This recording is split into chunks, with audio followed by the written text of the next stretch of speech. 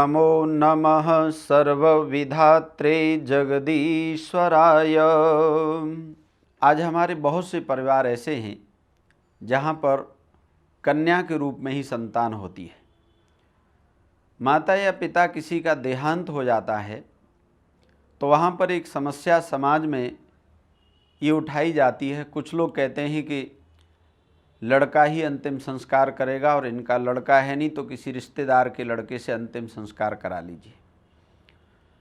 तो बड़ी समस्या हो जाती है। और जो कन्या के रूप में संतान है, आप निश्चित रूप से मानेंगे कि वो जीवन भर अपने माता पिता की सेवा करती है और एक सिर्फ और सिर्फ कन्या होने के कारण उसको अंतिम संस्कार में सम्मिलित नहीं होने दिया जाता, तो उस कन्या के ऊपर एक बहुत बड़ा मानसिक बोझ लगता है और उसको लगता है कि मेरे कन्या होने की वजह से मुझे अंतिम संस्कार नहीं करने दे रहे। माता और सज्जनों, ये जानना आज बहुत आवश्यक है कि क्या पुत्र ही अंतिम संस्कार कर सकता है या पुत्री भी अंतिम संस्कार कर सकती है। देखिए, चारों वेदों में 20,000 से भी ज़्यादा मंत्र हैं। एक भी मंत्र में ऐसा प्रमाण नहीं है कि कन्या अपने माता पिता का अंतिम संस्कार नहीं कर सकती। आज बेटियों ने इस प्रथा को बदलने में बहुत हद तक सफलता प्राप्त कर ली है। पिछले दिनों इकलौती संतान कन्या के रूप में है, उनके पिता का देहांत हो गया।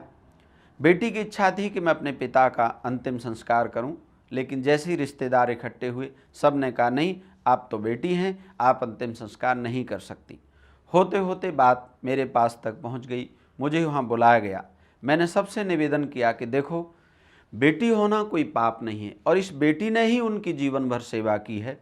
इस बात से उन सारे लोगों पर बहुत पॉजिटिव असर हुआ और परिणाम ये रहा कि उस बेटी ने विधि पूर्वक अपने पिता का अंतिम संस्कार भी किया और उसके पश्चात में अपने घर में हवन यज्ञादि जो भी परिवार की परंपरा थी, उन सारी रस्मों को उस बेटी ने पूरा किया। वास्तव में एक पुत्र और पुत्री में एक जो नेचुरल अंतर होता है और वो सृष्टि को चलाने के लिए आवश्यक है, जरूरी है, उसके बिना सृष्टि का क्रम नहीं चल सकता।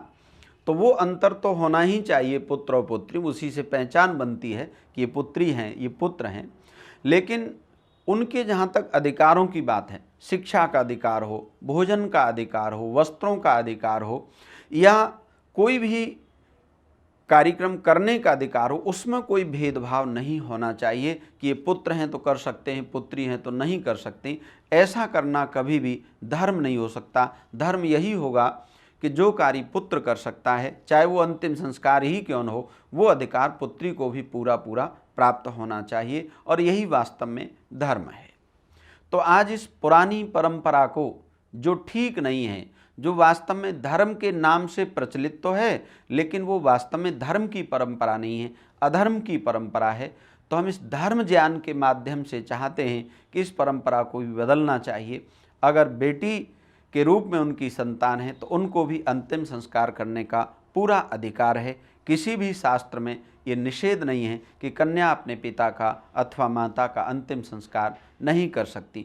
इन छोटी छोटी परंपराओं को हमें बदलना पड़ेगा, तभी एक नया समाज, नई पीढ़ी के लोग वास्तव में जो धर्म ज्ञान है, धर्म का जो मुख्य कार्य है, उससे जुड़े रहेंगे और अपने जीवन में वास्तविक धर्म ज्ञान को प्राप्त कर सकते हैं। बहुत बहुत धन्यवाद।